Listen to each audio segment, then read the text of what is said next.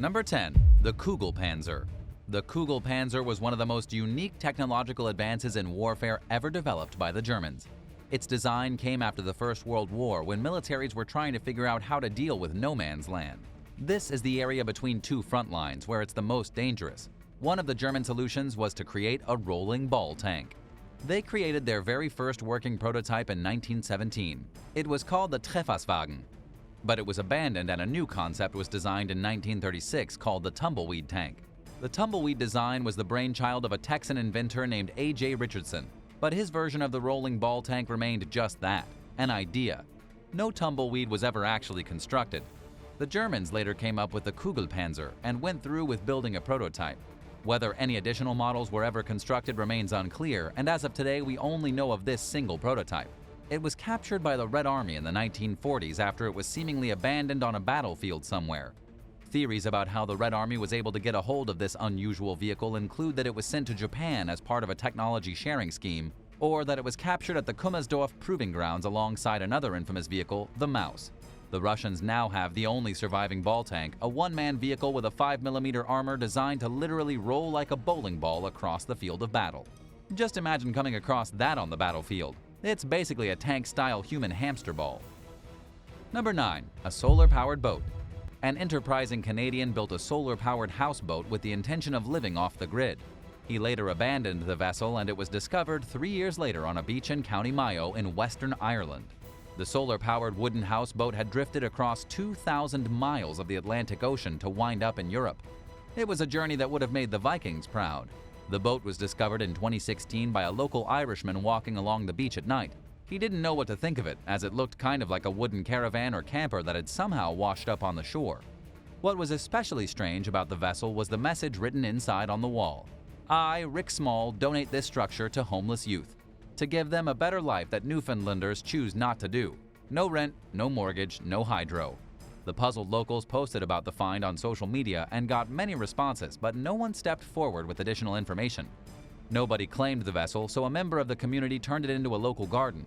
Nobody figured out where the boat came from for another 3 years. That was when Canadian inventor Rick Small realized his boat was being used as a garden somewhere and came clean. He had invented the boat to take to the Arctic, planning to live on board and enjoy unlimited energy because of the solar panels. But he could never find a good motor, the whole thing proved to be a poor idea, and he abandoned the boat to its fate. Would you live on a functioning solar-powered houseboat? Let us know in the comments down below. Number 8. Soviet Space Boat. There's a rusting behemoth of a vehicle in Russia that looks like it belongs in the Star Wars universe. It was once a streamlined Soviet passenger boat that used unique hydrofoil technology to lift its hull from the water as it reached high speeds.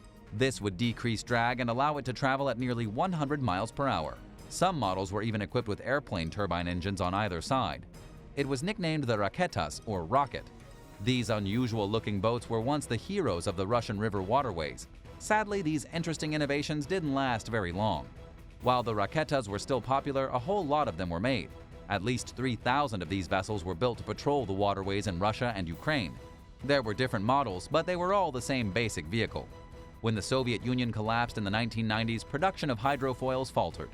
Every last vessel was decommissioned and sent to a ship graveyard somewhere. And ever since, hydrofoils haven't really been that popular. The only places we know of them still being in service are Vietnam, Canada, Thailand, and one in China.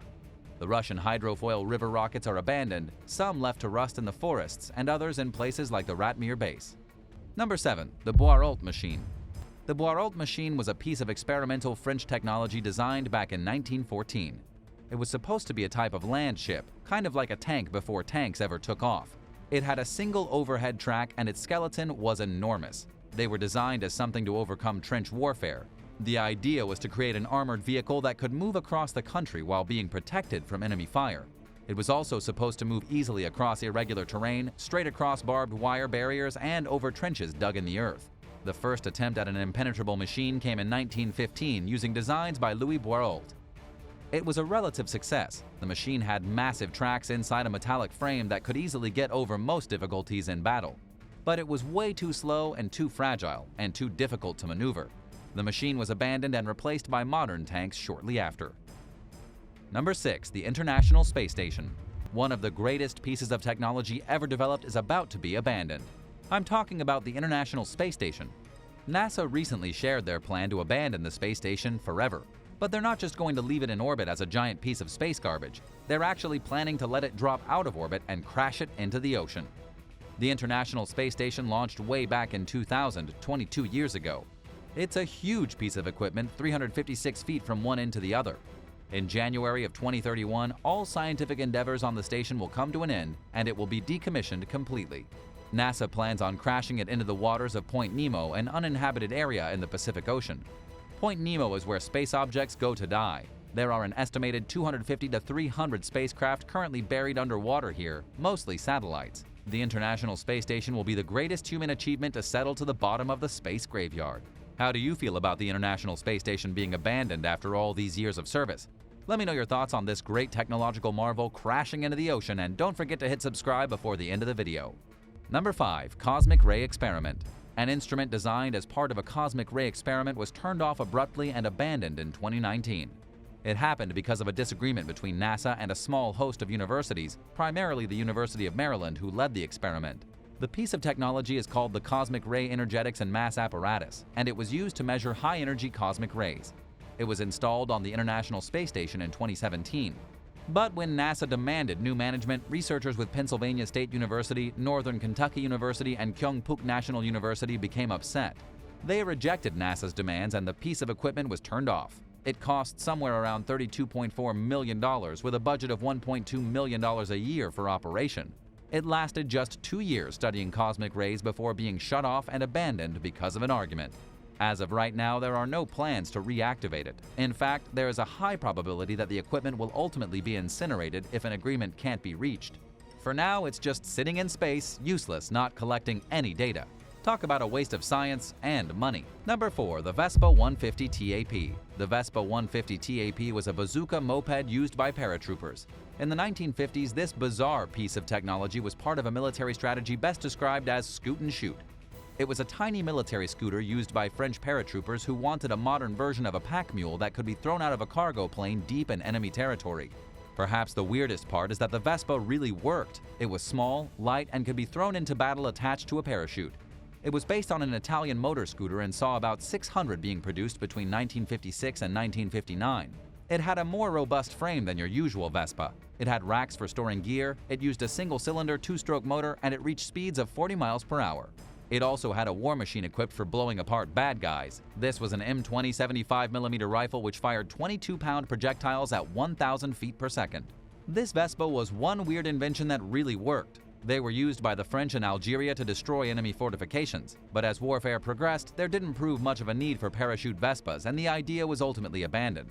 You can now find these unusual mopeds in museums all over the world. Number 3. TA-4K SKYHAWK.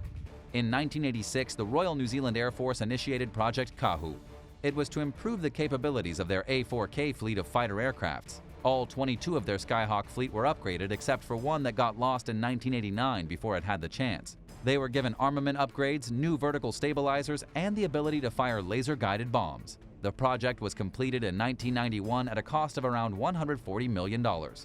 New Zealand managed to turn these old fighter aircrafts into modern death machines like the F-16 Fighting Falcons. However, they saw absolutely no action. The Skyhawks were removed from service in 2001 and put in storage.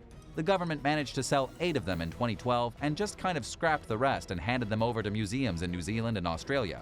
Imagine spending all of that money to upgrade aircraft just to remove them from service without any effective usage. What do you think of military spending like this? Put it down in the comments below. Number 2. The Hughes H-4 Hercules. The Hughes H-4 Hercules was a prototype vehicle designed by the Hughes Aircraft Company during World War II. The vehicle was designed to be a strategic airlift flying boat capable of transatlantic flight transport. In other words, it was a seaplane that could fly across the Atlantic Ocean and bring troops from America to the battlefront in Europe. However, this technology wasn't completed in time to help with the war effort. The aircraft only made a single flight in November of 1947. Only one prototype was ever built fully functional, and it only flew that one time.